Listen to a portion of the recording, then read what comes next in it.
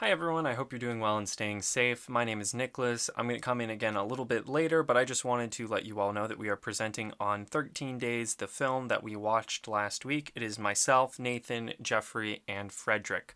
So we're just going to jump right into things. Hello, everyone. I am Jeffrey McFarland, a computer science major here at SRU. And before I start this, I just want to say I hope everyone's staying healthy and safe with all this stuff going on. Um, I chose to do the background information on 13 Days, and I would like to start with the Cold War.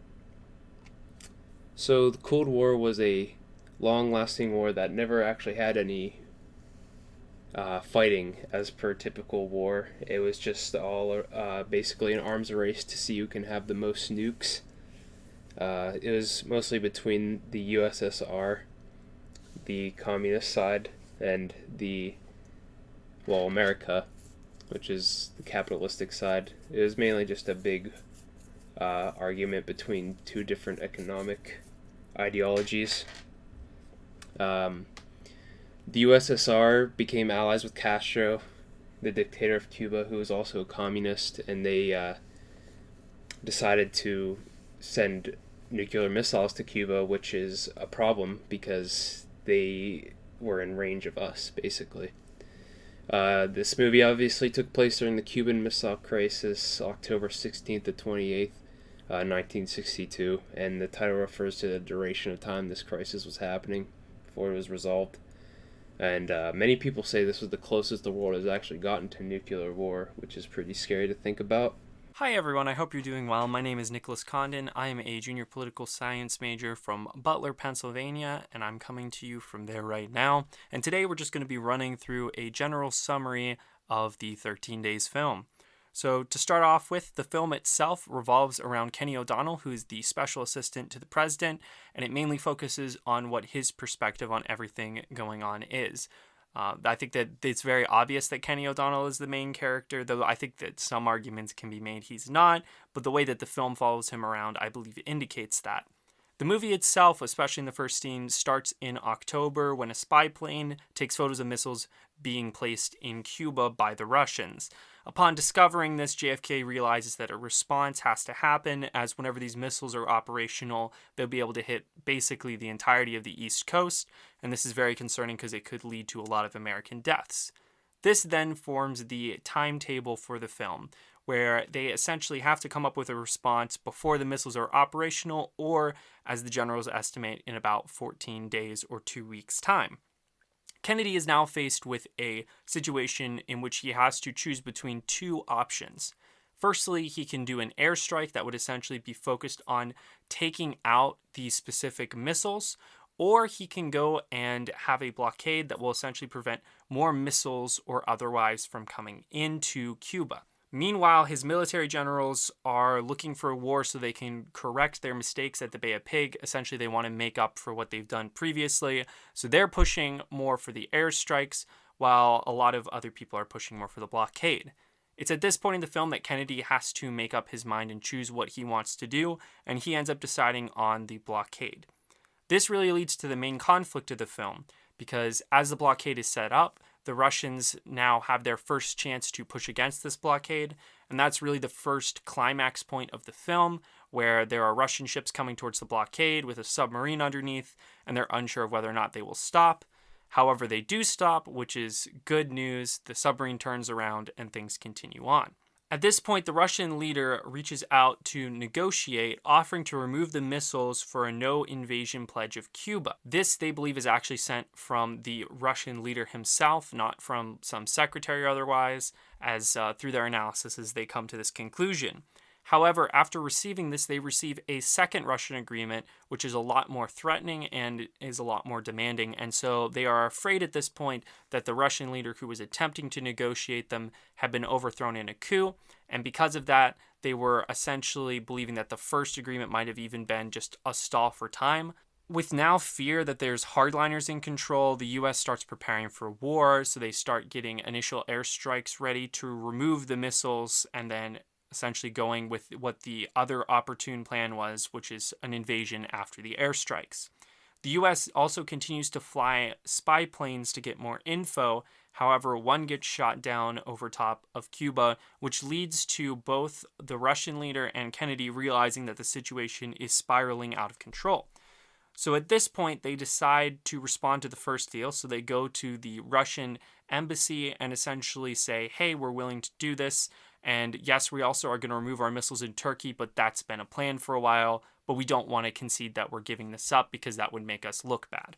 At this point in the film, a lot is in the balance. They don't really know if the Russians are going to accept it or not, or what's going to happen. There's a tense night, and then the film concludes with the news that the Russians have accepted the deal, and essentially nuclear war has been prevented.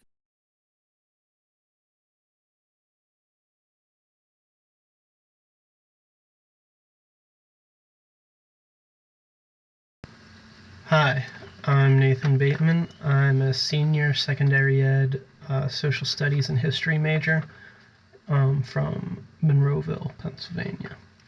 I'm going to be talking about some of the themes that we see running throughout 13 Days. The first one we identified was the theme of selflessness, kind of the idea that they weren't doing this for themselves. We see this in scenes like when JFK is looking out the window of the Oval Office at his family playing on the lawn, kind of thinking things over. And then the main character, Kenneth O'Donnell, is shown worrying about his family throughout the whole film. He's looking at his family photos while he's talking to the pilot that eventually gets shot down. And then at one point he leaves the White House in the middle of the day to go watch his son play football. The second theme that we saw was kind of the stress of politics. No one in this movie is happy, like at all. The president and his advisors are all stressed out and arguing with each other like the whole time. And then the letter from Khrushchev shows that even the Russians were kind of freaking out about the whole situation. Third theme that we identified was the idea kind of like the weak versus strong. There's a bunch of scenes in the film where people are worried about the perceived weaknesses of others. One guy tells Kenny at one point that the Kennedys aren't strong enough to handle with this situation or with the Russians in general. And then the Kennedys themselves also, they worry that Adlai Stevenson, he's going to be too weak on the Russians in that UN, and that they're going to fail to gain international support.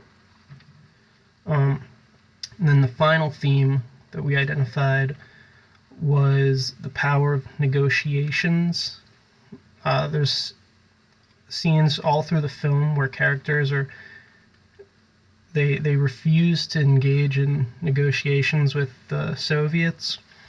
And then Adlai Stevenson, when he suggests it kind of early on, everyone kind of looks down on him after that. And then Kenny even yells at Bobby Kennedy when he finds out that JFK is considering negotiations with the Soviets. But in the end, it's the negotiations that save the day and kind of put the whole thing to rest. Hi everyone, it's me, Nicholas, back again. So we're at the discussion questions at the end, and I just wanted to run through. We have 8 for this week. So the first one is, who do you think was right and why? So essentially, during this crisis, do you think Cuba was in the right? Do you think Russia was in the right? Do you think the US was in the right? And why do you think that? I think that this is an interesting question also because some of the readings we had discussed that the US was involved in some destabilizing attempts with Cuba during this time. So just your general thoughts about that. Number 2, if you're in Kennedy's shoes, which of the 2 options, either having an airstrike or a blockade, would you have chosen? Just an end of, if you were in the president's shoes at that point, which option do you think would have been the most viable? Number 3, who do you think is the main character of the film and why? I argue pretty strongly that it's Kenny O'Donnell, but maybe you think it's Kennedy or otherwise. So just sort of expand on, who do you think the film's main character is? Number 4, if you were in the military and were asked to cover up you were shot at, would you?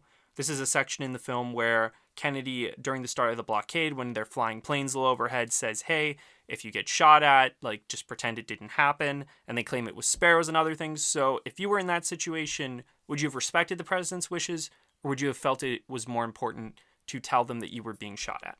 Number 5, what moral or message did you pull from this film? What do you think is the moral or message of the film? Do you think it's about diplomacy? Do you think it's about right and wrong? Do you think it's about good triumphing over evil? Whatever you think it is. Number 6, can nuclear war ever be justified? Give an example if so. Because especially during this film, there was a lot of fears that if they decide to do an airstrike, it would lead to nuclear war. So can you think of a situation in which nuclear war would be an acceptable answer? Number 7, if airstrikes had been Kennedy's choice, what do you think the outcome would have been? If Kennedy had decided for airstrikes as compared to the blockade, do you think we would have had nuclear war? Do you think things would have turned out roughly the same, etc., etc.? And lastly, number 8, if a similar situation were to happen in 2020, what do you think the U.S. would do? Right now, with how things sit, what do you believe the U.S. response would be if somewhere such as Cuba had missiles placed in it by Russia?